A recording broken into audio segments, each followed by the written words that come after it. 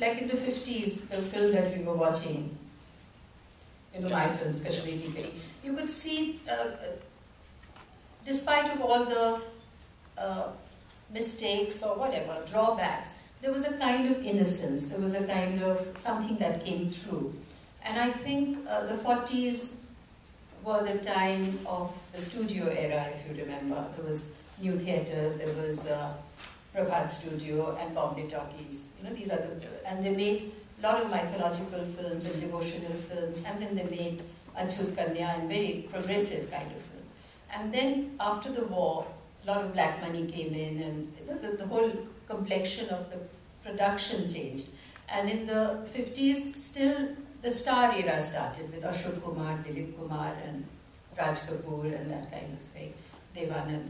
And with the star era, there was also the ideological mirroring. There was a lot of relevant, films that were being made then. But in the 60s, after the Chinese War, there was a lot of disillusionment because in the 50s we were newly independent, and there was a lot of different kind of fervor at that time. But the 60s, disillusionment had set in, a lot of unemployment, and then the films took the escape route.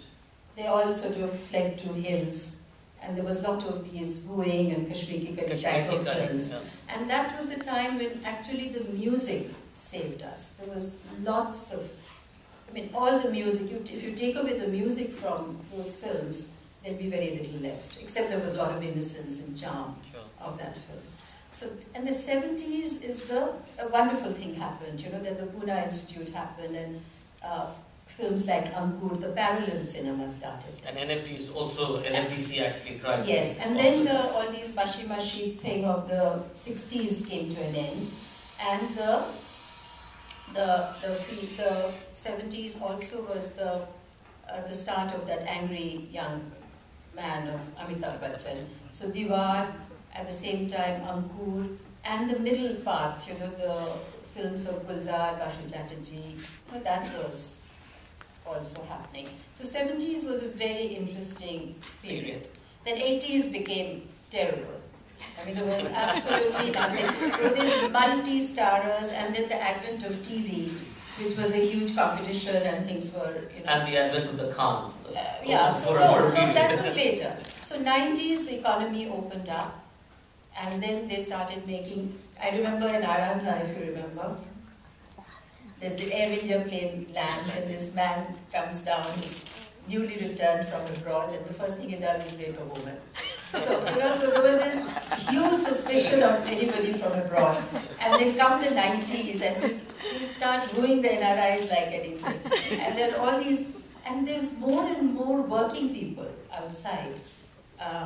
More and more working women outside. But there was not a single one working people. Working women were, detrimental to marriage, and they were only career-minded, they wrecked marriage, that kind of feeling in the Bollywood cinema. So it was very interesting in the 90s, all the Simrans, and their entire vision and aspiration was to get married and wait for their Prince Charming.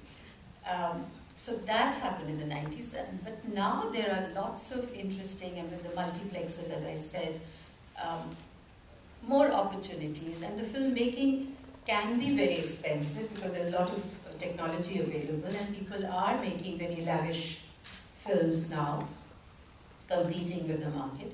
But at the same time, thanks to the same technology, it is possible to make films in very little money.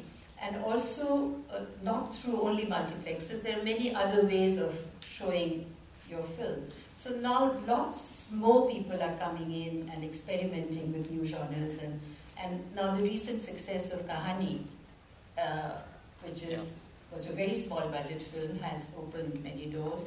And in Bengali there's Bhuter Bhavishyat, which is a fantastic film. I'm just watching it on my iPad. It's really interesting. And I think now people, more and more films like that, and the audience taste is changing. So I think there are more interesting things going to happen in the future. And to answer your question whether the very big films,